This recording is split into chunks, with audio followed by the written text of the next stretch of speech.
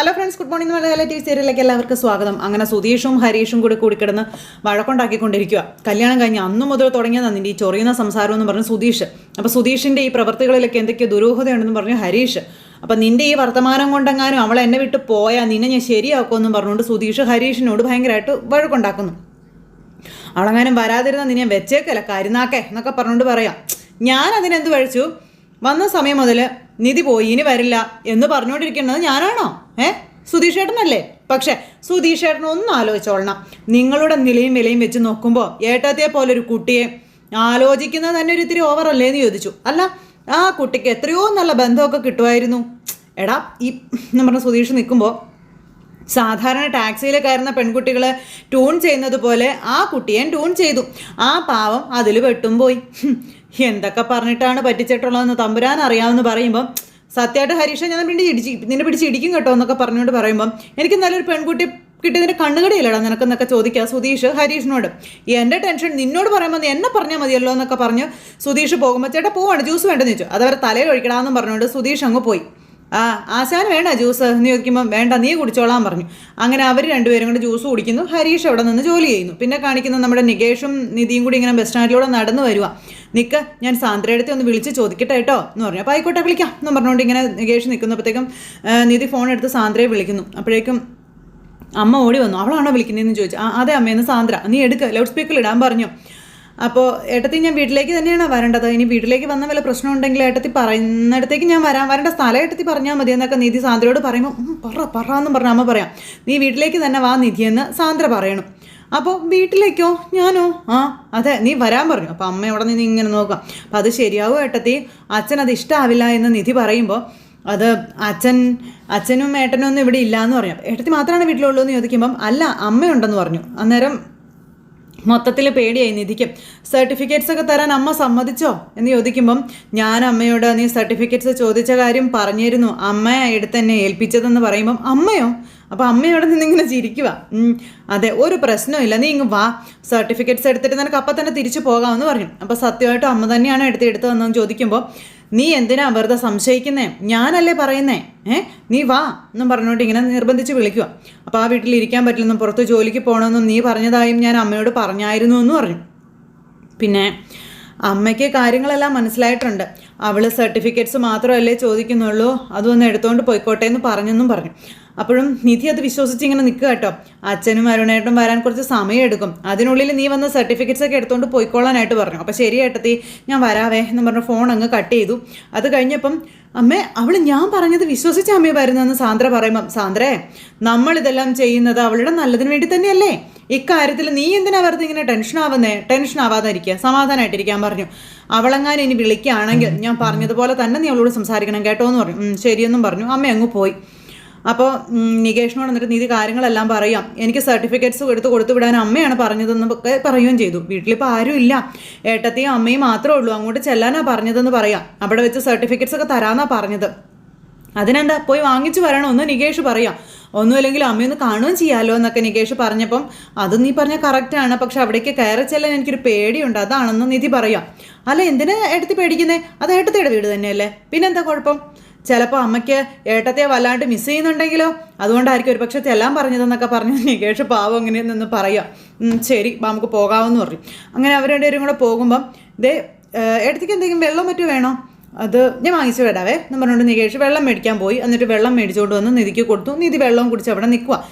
Bus കയറി ഇറങ്ങി അവർ ഓട്ടോയിൽ കയറി ഇവർ പോവാം. സമയത്ത് നിധിക്ക് ഭയങ്കര ടെൻഷൻ. എന്തു പറ്റി ഏട്ടത്തി, എന്തിനെങ്ങനെ ടെൻഷൻ ആവണമെന്ന് നികേഷ് ചോദിച്ചു കേട്ടോ. ഇരിപ്പ് കണ്ടറിയാലോ ഏട്ടത്തിക്ക് ടെൻഷനാണെന്ന്. അപ്പോൾ അതല്ലടാ, എനിക്ക് വീട്ടിലേക്ക് വരാൻ പറഞ്ഞ ഉടനെ ഞാൻ കയറി ചെല്ലാം എന്ന് സമ്മതിച്ചു, പക്ഷേ ഇപ്പോൾ വീട് അടുക്കാറായപ്പോഴേ വല്ലാത്തൊരു പേടി എനിക്ക് ഫീൽ ചെയ്യാണെന്ന് പറഞ്ഞപ്പം ഒന്നും പേടിക്കണ്ട, ഏട്ടത്തിയോട് അവർ ദേഷ്യപ്പെടാനൊന്നും പോകുന്നില്ല, നല്ല രീതിയിൽ തന്നെ സംസാരിക്കും, സർട്ടിഫിക്കറ്റ്സും തരും, എടുത്ത് നോക്കിക്കോളാൻ പറഞ്ഞ് നികേഷ് ഭയങ്കര പോസിറ്റീവായിട്ടിരിക്കുമ്പോൾ നിധി നികേഷിൻ്റെ കയ്യിൽ ഇങ്ങനെ ചേർത്ത് പിടിക്കും കേട്ടോ. അപ്പോൾ ആ ഒരു ധൈര്യം അത് ഭയങ്കരമായിട്ട് നമ്മുടെ നിധിക്ക് ഫീൽ ചെയ്യുക. നികേഷാണെങ്കിൽ ഭയങ്കര സന്തോഷത്തോടെ ഇരിക്കും, ഒരു അമ്മയുടെ സ്നേഹം എന്നുള്ളൊരിതിൽ. അത് കഴിഞ്ഞ് പിന്നെ ഓരോരുത്തർക്ക് പണി ഉണ്ടാക്കാൻ വേണ്ടി സുധീഷ് അവിടവും തണ്ടി ഇവിടവും തണ്ടി ഇങ്ങനെ നടക്കുക. ആദ്യം ഹരീഷിൻ്റെ അടുത്തായിരുന്നു പോയത്, ഇപ്പോഴത്തെ നമ്മുടെ സുഭാഷിൻ്റെ അടുത്ത്. അങ്ങനെ സുഭാഷിൻ്റെ അടുത്ത് വന്ന് ഇങ്ങനെ നിൽക്കുക. സുഭാഷ് ഏട്ടാ ബ്രദർ കുറേ നേരം ആയാലും അവിടെ ഒന്ന് നിൽക്കണോ, ഇപ്പം എന്താ കാര്യം എന്ന് കൂടെയുള്ള പണിക്കാർ ചോദിക്കുമ്പോൾ എന്ന് പറഞ്ഞ് സുഭാഷ് അവിടെ നിന്ന് ഇങ്ങനെ ഓരോന്ന് ചെയ്തുകൊണ്ടിരിക്കുക. സുധീഷിനാണെങ്കിൽ ഒരു സമാധാനം കിട്ടുന്നില്ല. അപ്പോൾ സുഭാഷ് ഇറങ്ങിച്ചെന്നു. നീ എന്തിനാ ഇവിടെ വന്നിങ്ങനെ നിൽക്കുന്നതെന്ന് സുഭാഷ് ചോദിച്ചു. അന്നേരം ഞാൻ സുധീഷേട്ടനോട് ഒരു കാര്യം പറയാൻ വേണ്ടി വന്നാണെന്ന് പറയുമ്പോൾ, എന്താ കാര്യം? രാവിലെ നിനക്ക് പറയാമായിരുന്നില്ല, ഞാൻ വീട്ടിൽ നിന്നല്ലേ പോകുന്നതെന്ന് ചോദിച്ചു. എന്നാ കാര്യമെന്ന് വെച്ചാൽ പറയാൻ പറഞ്ഞു. അപ്പോൾ അതെ, അത് പിന്നെ ഒന്ന് അങ്ങോട്ട് മാറി നിന്ന് സംസാരിച്ചാലോ? എടാ, ജോലിയുണ്ട് എനിക്ക്. സ്വന്തം അനിയൻ്റെ ഭാവിയാണോ അത് ജോലിയുണ്ട് ചേട്ടൻ പ്രധാനം? ഒന്നേ കൂട്ടോ എന്നും പറഞ്ഞുകൊണ്ട് ഇങ്ങനെ പിടിച്ചുകൊണ്ട് പോകും കേട്ടോ. അപ്പോൾ അതെ, എന്താടാ പറയാനുള്ളതെന്ന് ചോദിക്കുമ്പോൾ, അതെ നിധി പോയിട്ട് ഇനി തിരിച്ച് വന്നില്ലെങ്കിലോ എന്ന് സുഭാഷിനോട് ചോദിക്കുക. അപ്പോൾ അത് കേട്ട് കഴിഞ്ഞപ്പോൾ എന്താണെന്ന് എനിക്കിപ്പോൾ അങ്ങനെ തോന്നാണെന്ന് ചോദിച്ചു. അല്ല, മനസ്സിലെ അങ്ങനെ ഒരു തോന്നൽ കിടന്നിങ്ങനെ വട്ടം കറങ്ങുക, അവരെവിടെയെങ്ങാനും പിടിച്ച് നിർത്തുമോ, അങ്ങനെ എന്തെങ്കിലും അവളുടെ വീട്ടുകാർ ചെയ്യുമോ, അതിലവൾ വീണ് പോകുമോ എന്നൊക്കെയുള്ളൊരു തോന്നൽ ഇങ്ങനെ ഉള്ളിൽ കിടന്നിങ്ങനെ വരികയാണെന്നൊക്കെ പറയുമ്പം സുഭാഷ് ഇങ്ങനെ നോക്കുക. അതെ, ഞങ്ങളുടെ കല്യാണത്തിന് അവളൊരു കല്യാണമായിട്ട് കണക്കാക്കുന്നില്ലല്ലോ, മാറി താമസിക്കാൻ ഒരു റൂം എടുത്ത് കൊടുക്കാനല്ലേ അവൾ ആവശ്യപ്പെട്ടുകൊണ്ടിരിക്കുന്നത്. സുഭാഷ് ഏട്ടാ, അവളിനി ആ വീട്ടിൽ നിന്ന് ഇങ്ങോട്ട് വരണ്ടാന്നെങ്ങാനും വിചാരിച്ചിട്ടുണ്ടെങ്കിലോ? നികേഷ് കൂടെ പോയിട്ടുണ്ടല്ലോ, അങ്ങനെയൊന്നും സംഭവിക്കില്ല, നീ ധൈര്യമായിട്ടിരിക്കാൻ പറഞ്ഞു. അപ്പോൾ അവനൊരു ചള്ളിയാക്കാൻ അവൻ എന്ത് ചെയ്യാൻ പറ്റുമെന്നാണെന്ന് ചോദിച്ചു. ഞാനും കൂടെ പോയാൽ മതിയായിരുന്നു എന്ന് പറയുമ്പോൾ, നിന്നോട് അവൾ വരണ്ടാന്ന് കർശനമായിട്ട് പറഞ്ഞതായിരുന്നില്ലേ എന്ന് ചോദിച്ചപ്പം, പക്ഷേ എനിക്ക് ഉള്ളിൽ നല്ല സംശയമുണ്ട് സുഭാഷ് ഏട്ടാ, നമ്മൾ വിചാരിക്കുന്നത് പോലെ അത്ര നല്ലവരൊന്നും അല്ല അവർ. അല്ലെങ്കിൽ പിന്നെ ഇത്രയും പെട്ടെന്ന് വിളിച്ച് സർട്ടിഫിക്കറ്റ്സ് കൊടുക്കാമെന്നൊക്കെ പറയുമോ? എടാ, അതിന് അവൾ ഇവിടെയല്ലേ ജോലി നോക്കാൻ പോകുന്നത്. ആ വിവരം അവൾ ഏട്ടത്തിയോട് പറഞ്ഞു. അപ്പോൾ ഏട്ടത്തിയല്ലേ സർട്ടിഫിക്കറ്റ്സ് എടുത്ത് കൊടുക്കാമെന്ന് പറഞ്ഞത്. അതിന് നീ എന്തിനാ ചുമ്മാ കിടന്ന് ഇങ്ങനെ ടെൻഷനാവുന്നേ? അതൊന്നും അല്ല, എനിക്ക് നിധിയെ ഒരുപാട് ഇഷ്ടമാണ് സുഭാഷ് ഏട്ടാ. അവളില്ലെങ്കിൽ പിന്നെ എനിക്കിനി പറ്റത്തില്ല, അവളില്ലാണ്ട് എനിക്ക് ജീവിക്കാൻ പറ്റില്ല. അവളെ ഇനി അവർ വിടില്ല എന്നുള്ളൊരു ഭയമാണ് എനിക്ക് സുഭാഷ് ഏട്ടാ. അവൾ ഇനി തിരിച്ചു വന്നില്ലെങ്കിൽ എനിക്ക് ആലോചിക്കാനും കൂടെ പറ്റുന്നില്ല സുഭാഷ് ഏട്ടാ എന്നൊക്കെ പറഞ്ഞു. നിനക്ക് അവളെ അത്രയ്ക്ക് ഇഷ്ടമാണോടാ? അത്രയ്ക്ക് ഇഷ്ടമാണ് എനിക്ക് എന്നൊക്കെ പറഞ്ഞുകൊണ്ട് സുധീഷ് നിൽക്കുക. ഈ കവിതയുടെയൊക്കെ ഭാഷയിൽ പറഞ്ഞു കഴിഞ്ഞിട്ടുണ്ടെങ്കിലേ ഈ സൂര്യനും താമരയും ഒക്കെ പോലെ ആകണം എന്നുള്ളതാണ് എൻ്റെ ഒരു ആഗ്രഹം എന്നൊക്കെ ഇങ്ങനെ പറഞ്ഞു. അതെ, അത്രയ്ക്ക് സ്നേഹമുള്ള പെൺകുട്ടിയോട് ആരെങ്കിലും നുണ പറയുവോടാ എന്ന് ചോദിച്ചു. അത്രയും സ്നേഹം ഉള്ളത് കൊണ്ട് ആ സ്നേഹം കൈവിട്ട് പോകാതിരിക്കാനായിട്ടാ ഞാൻ നുണ പറഞ്ഞതെന്ന് സുഭാഷിനോട് സുധീഷ് പറഞ്ഞു. നോക്ക്, നിന്റെ നുണ നിനക്ക് തന്നെ വിനയാകും കേട്ടോ, അതാ എൻ്റെ പേടിയെന്ന് പറയുമ്പം, അതെ അവൾ നമ്മുടെ വീട്ടിലിരുന്നാൽ പതുക്കെ അവൾ എന്നെ ഇഷ്ടപ്പെട്ടുള്ളൂ എന്നേ. പക്ഷേ എന്തെങ്കിലും ഉടായ്പ കാണിച്ച് അവളുടെ വീട്ടുകാരവളെ പിടിച്ചു വെച്ചാലോ എന്നുള്ളൊരു പേടി എനിക്ക് ഉള്ളിൽ എന്നൊക്കെ ഇങ്ങനെ ടെൻഷനോടുകൂടി പറയണം. എനിക്ക് അവളോടുള്ള ഇഷ്ടവും സ്നേഹവും ഉള്ളൂ, അവൾക്ക് എന്നോടൊരു കമ്മിറ്റ്മെൻറ്റും ഇല്ലല്ലോ, അതുകൊണ്ട് ചെറിയൊരു പേടി പോലെ എൻ്റെ ഉള്ളിലുണ്ട് എന്നിങ്ങനെ പറഞ്ഞു. ഇനിയിപ്പോൾ അവൾ അവിടെ കയറി ചെല്ലുമ്പോഴേ അവളുടെ അമ്മയെങ്ങാനും നീ പോയി ഞാൻ തൂങ്ങിച്ചാവുന്നല്ലോ, നാടകം കളിച്ചാലോ, തീർന്നില്ലേ, ആവശ്യമില്ലാത്ത ആലോചിച്ച് കൂട്ടാ, നീ പോകാൻ നോക്കി, എനിക്ക് വേറെ പണിയുണ്ടെന്ന് സുഭാഷ് പറഞ്ഞു. നിങ്ങൾ അനിയൻ്റെ ജീവിതം ഇവിടെ തുലാസിലാടിക്കൊണ്ടിരിക്കുക, നിങ്ങളുടെ ഒരു പണി. എടാ, നിന്നെപ്പോലെ അല്ല നിധി, അവൾ ബുദ്ധിയുള്ള കുട്ടിയാ, അതുകൊണ്ടാണ് സുഭാഷ് ഏട്ടാ എനിക്ക് അവളെ വിട്ട് കളയാൻ പറ്റാത്തതെന്ന് സുഭാഷിനോട് പറയാം. പക്ഷേ അവൾക്ക് കിട്ടിയ ആൾ മാറിപ്പോയി. സുഭാഷ് ഏട്ടാ നിങ്ങൾ ഒരുമാതിരി എന്നും പറഞ്ഞ് സുധീഷ് ഇങ്ങനെ നിൽക്കുമ്പോൾ, എടാ നീ നോക്ക്, ഇനിയെങ്കിലും അവളോട് നുണ പറയാതെ ജീവിക്കാൻ നോക്കാൻ പറഞ്ഞു. നിങ്ങൾ രണ്ടുപേരും ഒരുമിച്ച് ജീവിക്കാൻ തുടങ്ങിയാൽ അതിലേറ്റവും കൂടുതൽ സന്തോഷിക്കുന്ന ആൾ ഞാനായിരിക്കുമെന്ന് സുധീഷിനോട് പറയാം കേട്ടോ. അങ്ങനെ അനിയനെ സമാധാനിപ്പിച്ച് സുഭാഷ് ജോലിക്ക് പോയി. പിന്നെ ഇവർ രണ്ടുപേരും കൂടെ വീട്ടിൽ ചെന്നു. ഗേറ്റിങ്ങിൽ ചെന്നപ്പോഴത്തേക്ക് നിധിയുടെ കയ്യും കാലും വിറയ്ക്കാൻ തുടങ്ങി, ചങ്കിടിക്കാൻ തുടങ്ങി. നിധി ഇങ്ങനെ നോക്കുമ്പോൾ നിധിയുടെ വീടൊക്കെ കണ്ടപ്പോഴത്തേക്ക് നികേഷ് ഞെട്ടിപ്പോയി. അപ്പം നിധി ഇങ്ങനെ സ്തംഭിച്ച് നിൽക്കുന്നത് കണ്ടപ്പോൾ എന്തു പറ്റി ഏട്ടത്തിന്ന് ചോദിച്ചു. ടെൻഷനുണ്ടോ? അപ്പോൾ എനിക്കൊരു പേടിയാളാന്ന് പറഞ്ഞു. ഇത് ഏട്ടത്തിയുടെ കൂടെ വീടല്ലേ, ഒന്നും സംഭവിക്കില്ലെന്നേ, വാ എന്ന് പറഞ്ഞുകൊണ്ട് നികേഷ് പാവം നിധിയുടെ കൂടെ കയറി ചെല്ലുക. അങ്ങനെ അവർ രണ്ടുപേരും കൂടെ കയറി ചെന്നപ്പോഴത്തേക്കും സാന്ദ്ര ഇറങ്ങി വന്നു. പാവം നികേഷ് ഇതൊക്കെ ഭയങ്കര സന്തോഷത്തിൽ ഇങ്ങനെ കണ്ടുകൊണ്ട് നിൽക്കുക. നിധി എന്ന് പറഞ്ഞു സാന്ദ്ര വന്നു കേട്ടോ. അപ്പോൾ ഏട്ടത്തി കുഴപ്പമൊന്നും ഇല്ലല്ലോ അല്ലേ എന്ന് ചോദിക്കുമ്പോൾ ഒരുമാതിരി എനിക്ക് പേടി തോന്നുമെന്ന് പറഞ്ഞു. അപ്പോഴത്തേക്ക് അമ്മ അങ്ങോട്ടേക്ക് വന്നു. അമ്മയും ഇത് കണ്ടുകൊണ്ട് ഇങ്ങനെ നിൽക്കുക. ഇത് നിൻ്റെ കൂടെ വീടല്ലേ, ഇവിടേക്ക് വരാൻ നീ എന്തിനാ പേടിക്കുന്നതെന്ന് കയറി വരാൻ പറഞ്ഞ് വിളിച്ചു. അപ്പോഴേക്കും നമ്മുടെ അമ്മ അവിടെ അങ്ങനെ ഇരിക്കുക, ഒരു സൈഡിലേക്ക് നോക്കി, നിധിയുടെ മുഖത്തേക്ക് നോക്കുന്നില്ല. അപ്പോൾ നികേഷും കൂടെ ചെല്ലാനായിട്ട് നിധി വിളിച്ചു. നികേഷും കൂടെ ചെല്ലുമ്പോഴത്തേക്കും ഇവൻ ആരാണെന്ന് ചോദിക്കുക കേട്ടോ. അപ്പോൾ എന്താ അവിടെ നിൽക്കുന്നത്, നീ ഇങ്ങ് വാ എന്നും പറഞ്ഞ് നിധി എന്നിട്ട് നികേഷിനെ വിളിച്ചു. പാവം പേടിച്ച് വിറച്ചിങ്ങനെ നിൽക്കുക കേട്ടോ. അപ്പോഴേക്കും ഇവൻ ആരാണെന്ന് അതിനോട് ചോദിച്ചത് എന്ന് അമ്മ ദേഷ്യത്തിൽ ചോദിക്കുമ്പോഴത്തേക്കും ഇത് നികേഷ് സുധീഷിൻ്റെ അനിയനാ എന്ന് പറയുമ്പം അവനോട് ഗേറ്റിന് വെളിയിൽ നിൽക്കാൻ പറയാനായിട്ട് പറഞ്ഞു. അന്നേരത്തേക്കും സാന്ദ്രയൊക്കെ അന്തം വിട്ട് ഇങ്ങനെ നോക്കുക നിധിയും. ആ സമയത്ത് നമ്മുടെ നികേഷ് ഇങ്ങനെ നോക്കുക, അവനോട് ഗേറ്റിന് വെളിയിൽ പോയി നിൽക്കാൻ പറയാൻ. അപ്പോൾ ഏട്ടത്തി സാരമില്ല, ഞാൻ പുറത്ത് നിന്നോളാമെന്ന് പറഞ്ഞുകൊണ്ട് നമ്മുടെ നികേഷ് പുറത്തേക്ക് ഇറങ്ങിപ്പോയി. എന്നിട്ട് നിധിയോട് അകത്തേക്ക് വരാൻ പറഞ്ഞു. പാവം ഒരു കാവലാളെ പോലെ പുറത്തിങ്ങനെ നിൽക്കുക നികേഷ്. നിധി അകത്തേക്ക് കയറി ചെന്നപ്പോൾ അച്ഛൻ അവിടെ ഇരിക്കുന്നു, ആങ്ങൾ അപ്പുറം സൈഡിലിരിക്കുന്നു. നിധി ഞെട്ടിപ്പോയി, പേടിച്ച് വിറച്ച് നിധി ഇങ്ങനെ അച്ഛൻ്റെ മുന്നിലേക്ക് ചെല്ലുക. അപ്പോൾ ഞാൻ അച്ഛനെ കാണാനായിട്ട് അച്ഛൻ ഹോസ്പിറ്റലിലായിരുന്ന സമയത്ത് ഇങ്ങോട്ട് വന്നായിരുന്നു, പക്ഷെ ആരും എന്നെ അച്ഛനെ കാണാൻ സമ്മതിച്ചില്ല എന്നൊക്കെ പറഞ്ഞുകൊണ്ട് നിധി ഇങ്ങനെ പറയുവാട്ടോ. ആരോടാണെങ്കിലും മൈൻഡ് പോലും ചെയ്യുന്നില്ല, ഇങ്ങനെ ഇരിക്കുന്നു. സോറി അച്ഛാ എന്നും പറഞ്ഞുകൊണ്ട് സോറി പറയാൻ നിധി. അപ്പോൾ സാന്ദ്രയ്ക്കാണെങ്കിൽ പേടിയായി തുടങ്ങി, എന്ത് ചെയ്യണമെന്ന് അറിയില്ല. അപ്പോൾ ഞാൻ ചെയ്തത് വലിയ തെറ്റാണെന്ന് എനിക്കറിയാം, പക്ഷേ അത് കാരണം അച്ഛൻ ഇങ്ങനെ ചെയ്യുമെന്ന് ഒരിക്കൽ പോലും ഞാൻ വിചാരിച്ചില്ല എന്നൊക്കെ നിധി ഇങ്ങനെ അച്ഛനോട് തൻ്റെ ഇതെല്ലാം പറയുവാണ്. അപ്പം നീ ഇറങ്ങിപ്പോയതിന് ശേഷം നിൻ്റെ അച്ഛൻ പുറത്തിറങ്ങിയ ആൾക്കാരുടെ മുഖത്ത് പോലും നോക്കിയിട്ടില്ല, നിനക്കറിയാവോ എന്ന് അമ്മ മോളോട് ചോദിക്കാം. എത്ര പ്രതാപത്തോടെ ഇരുന്ന മനുഷ്യനാ, ഇപ്പം മനുഷ്യരുടെ മുഖത്ത് നോക്കാൻ മടിച്ച് മുറിക്കുള്ളിൽ തന്നെ ഒറ്റ ഇരിപ്പായെന്നും പറഞ്ഞു. അപ്പോൾ അതൊക്കെ കേട്ട് കഴിഞ്ഞപ്പം നിധിക്ക് ഭയങ്കര സങ്കടം. ഒറ്റ ദിവസം കൊണ്ട് നീ നിൻ്റെ മാത്രമല്ല ഞങ്ങളുടെ എല്ലാവരുടെയും ജീവിതം തകർത്ത് കളഞ്ഞു എന്ന് പറഞ്ഞു. അപ്പോൾ എനിക്ക് വേറെ വഴിയൊന്നും അറിയില്ലായിരുന്നു അമ്മയെന്ന് നിധി അന്നേരം പറഞ്ഞു.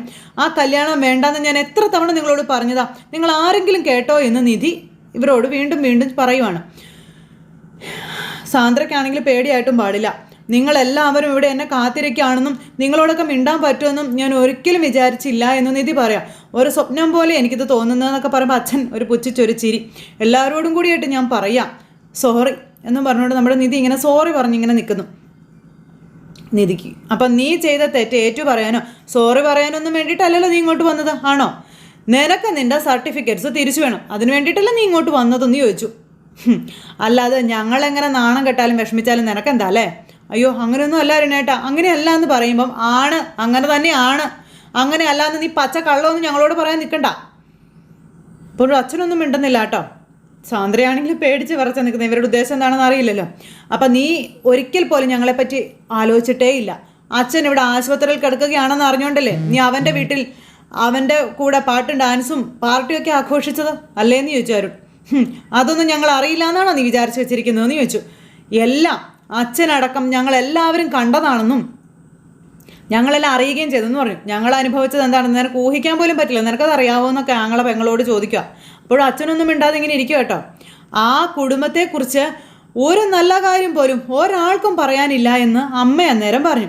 അങ്ങനെ ഒരു സ്ഥലത്ത് തന്നെ ജീവിക്കണമെന്ന് നിനക്കെന്താ തലയിലെഴുത്ത് വല്ലതും ഉണ്ടോ എന്ന് അമ്മ ചോദിക്കുക. ദേ ശരി, ഞങ്ങൾ കണ്ടുപിടിച്ച ആളെ നിനക്ക് ഇഷ്ടപ്പെട്ടില്ല, ശരി സമ്മതിച്ചു, എന്നാൽ അതിലും കൊള്ളാവുന്ന ഒരാളെയാണ് നീ നോക്കിയിരുന്നതെങ്കിൽ പോട്ടേന്നെങ്കിലും വെക്കാമായിരുന്നു. ഒന്നും പറഞ്ഞു നിധി ഇങ്ങനെ നിൽക്കുക കേട്ടോ. ഇതിപ്പോൾ നീ കണ്ടുപിടിച്ചത് ആരെയാ, എന്തിനാ നീ അവനെ വിവാഹം കഴിച്ചത് എന്നൊക്കെ അമ്മ ഇങ്ങനെ ചോദിക്കാം. അമ്മ ഞാൻ പറയുന്ന ഒന്ന് മനസ്സിലാക്കാൻ നിധി അമ്മയോട് പറയണം. അങ്ങനെ ഒരു വിവാഹം വേണമെന്ന് ഞാനും ഒരിക്കലും ആഗ്രഹിച്ചതല്ല എന്ന് നിധി പറയും കേട്ടോ. പിന്നെ എനിക്കപ്പോൾ വേറെ വഴികളൊന്നും ഉണ്ടായിരുന്നില്ല എന്നും ഞാൻ പെട്ടുപോയതാണെന്നും പറയുവാണ്. അപ്പം കാരണം നീ പറയാൻ പറഞ്ഞു അമ്മ. നിന്നെ അച്ഛൻ കാല് പിടിച്ചിങ്ങോട്ട് വിളിച്ചതല്ലേ, നീ അച്ഛൻ്റെ കൂടെ വന്നോ? അങ്ങനെ വന്നിരുന്നെങ്കിലേ നിനക്കിപ്പോൾ മഹാറാണിയെ പോലെ വിവാഹം കഴിഞ്ഞ് ജീവിക്കാമായിരുന്നില്ലേ എന്ന് ചോദിക്കാം.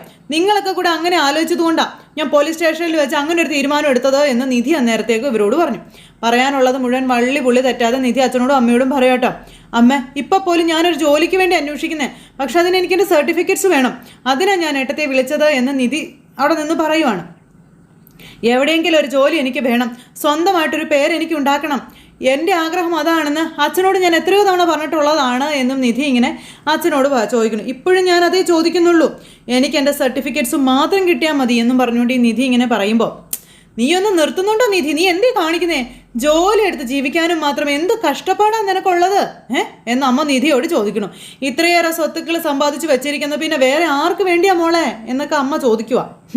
അതൊക്കെ അനുഭവിച്ച് ഇവിടെ സന്തോഷത്തോടെ ജീവിച്ചാൽ പോരെ നിനക്ക് എന്നൊക്കെ ഇങ്ങനെ അമ്മ ചോദിക്കുമ്പോൾ നിധി അന്തം വിട്ടു. ഇവരുടെ ഗൂഢാലോചന നിധിക്ക് മനസ്സിലായി. അങ്ങനെ നിധി അവരവിടെ കെട്ടിയിടാനായിട്ടുള്ള ഒരു ശ്രമം നടത്തിക്കൊണ്ടിരിക്കുക കേട്ടോ. അന്നേരം അമ്മേ, ഞാൻ സർട്ടിഫിക്കറ്റ്സ് എടുക്കാനായിട്ടാണ് ഇവിടെ വന്നത്, എനിക്കത് കിട്ടണം, എനിക്ക് പോകണമെന്ന് പറഞ്ഞു.